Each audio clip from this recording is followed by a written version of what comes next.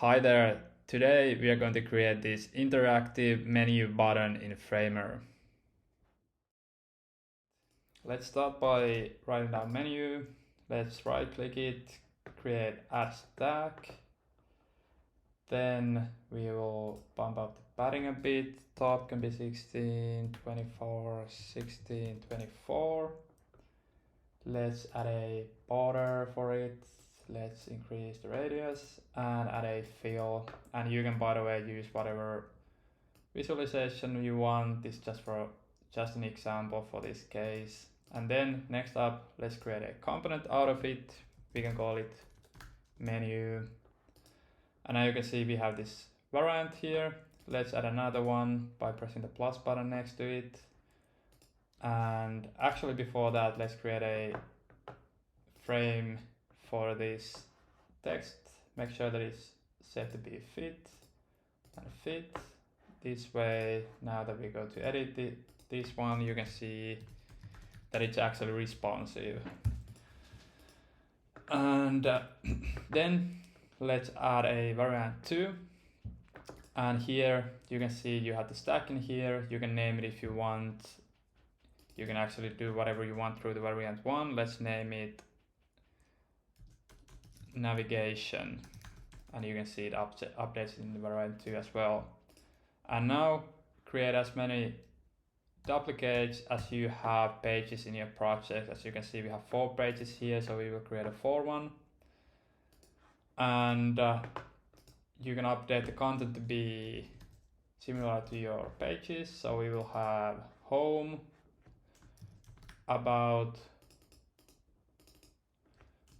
features, and contacts.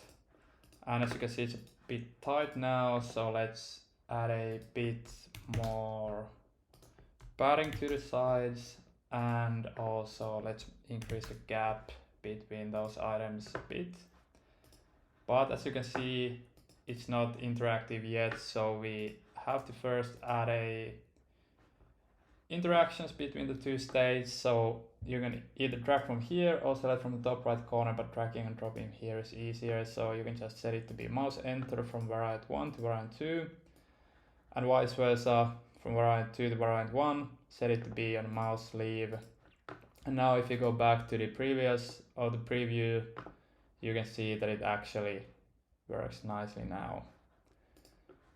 And then we will create one of the most important parts here. So we will set the navigation links. So you can just like select the stack that you want, go to link on the top right corner, set the link to, and set a correct page for each of these navigation headers here.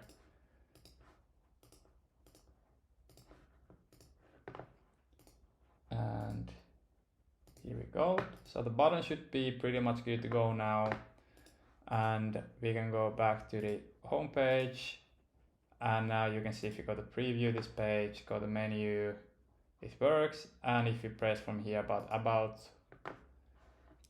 it takes you the about page, but as you can see, you don't have the menu in here. So what we have to do next, actually, first of all, let's make sure that the button is fixed, and let's place it in the bottom of the viewport. So now when it's fixed, you can see that it actually sticks to the bottom of the screen, so it will always be visible there.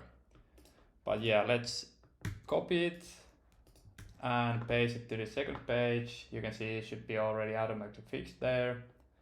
And let's actually make it variant 2 on the sub pages, and this is just because we are accessing the page and your mouse is inside the menu, so it stays open. And now if we try it, it works nicely, and we have our menu button done.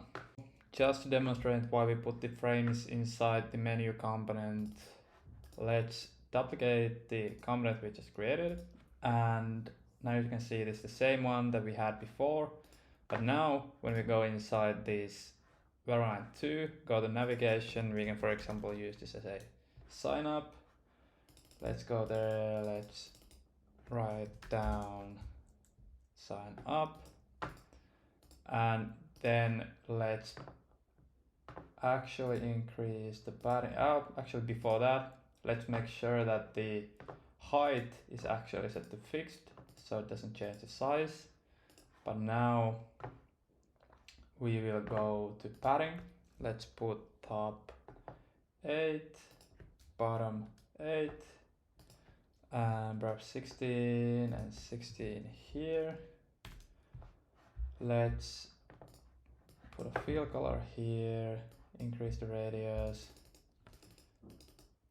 Let's select the text from here. Sorry about that. Select the text, use the color picker, and then we can even bump up this a bit more to make it a bit more, and now you can see it looks kind of nice, but a bit stupid from the right hand side. Let's go there, decrease that a bit, perhaps it can be around 12. And now, as you can see, it works as a nice sign up button here.